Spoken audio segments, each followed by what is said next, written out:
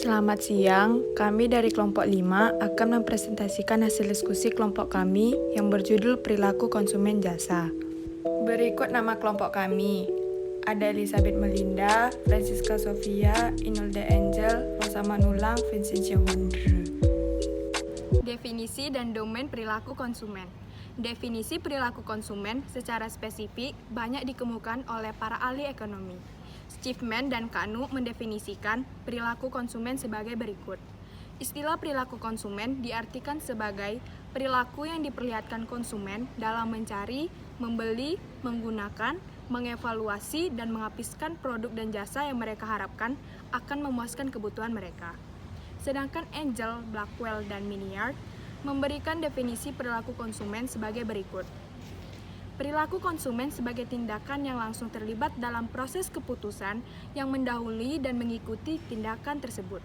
Berdasarkan beberapa definisi yang telah dikemukakan di atas, dapat disimpulkan bahwa perilaku konsumen adalah semua kegiatan, tindakan, serta proses psikologis yang mendorong tindakan tersebut dalam mencari, membeli, menggunakan, mengevaluasi, dan menghabiskan produk dan jasa, termasuk proses keputusan yang mendahului dan menyusuli tindakan tersebut.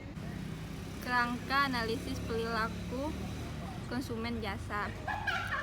Secara sederhana, variabel-variabel perilaku konsumen dapat dibagi ke dalam 3 bagian, yaitu faktor-faktor eksternal yang terdiri dari kebudayaan, kelas sosial, kelompok sosial, dan referensi dan keluarga. 2. Faktor inter atau individu yang terdiri dari motivasi, persepsi, kepribadian, dan konsep diri, belajar, dan sikap individu.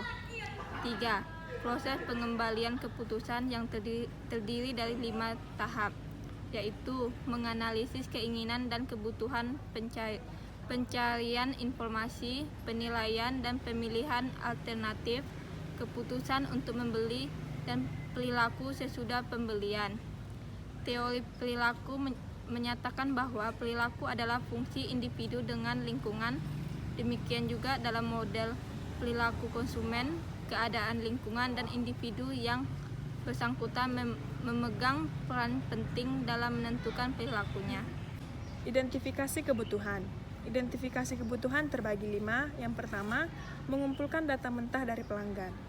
Konsisten dengan filosofi dasar yaitu menciptakan jalur informasi yang berkualitas dari pelanggan, maka proses pengumpulan data yang dipaparkan akan mencakup kontak dengan pelanggan dan pengumpulan pengalaman dari lingkungan pengguna produk.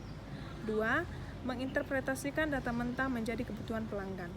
Kebutuhan pelanggan diekspresikan sebagai pernyataan tertulis dan merupakan hasil interpretasi kebutuhan yang berupa data mentah yang diperoleh dari pelanggan. 3. Mengorganisasikan kebutuhan menjadi beberapa hierarki yang terdiri dari kebutuhan primer dan sekunder. Tujuan dari langkah yang ketiga ini mengorganisasikan kebutuhan-kebutuhan ini menjadi beberapa hierarki. Daftar kebutuhan ini terdiri dari beberapa kebutuhan primer, di mana masing-masing kebutuhan primer akan tersusun dari beberapa kebutuhan sekunder. Yang keempat, menetapkan derajat kepentingan relatif setiap kebutuhan. Pada langkah keempat ini, tujuannya adalah menetapkan tingkat kepentingan relatif kebutuhan yang dihasilkan dari langkah 1 sampai 3. Hasil langkah 4 ini adalah bobot kepentingan berupa nilai untuk setiap kebutuhan. 5. Merefleksikan hasil dan proses. Menggambarkan kembali hasil dan proses, tim penguji harus menguji hasilnya untuk meyakinkan bahwa hasil tersebut konsisten dan pengetahuan dan intuisi yang telah dikembangkan melalui interaksi yang cukup lama dengan pelanggan. Pencarian informasi. Proses pencarian informasi dibagi menjadi 2, yaitu 1. Pencarian internal adalah usaha konsumen untuk memanggil kembali memori informasi jangka panjang mengenai merek-merek produk atau jasa yang dapat memecahkan masalah mereka. Yang kedua itu pencarian eksternal. Pencarian eksternal adalah meliputi akuisisi informasi dan sumber-sumber luar seperti teman, periklanan, pengepakan, laporan konsumen, dan personil penjualan. Pengalaman belanja. Pengalaman belanja yang menyenangkan juga berpengaruh terhadap kepuasannya. Pengalaman ini berbanding lurus dengan kemudahan selama proses pembelian. Artinya, proses belanja yang mudah, cepat, dan fleksibel sangat diminati oleh pelanggan. Fasilitas bebas biaya tambahan, gratis ongkos kirim, dan metode pembayaran yang beragam pun mampu menjadi faktor yang berpengaruh kepuasan pelanggan. Sekian presentasi dari kelompok kami. Terima kasih.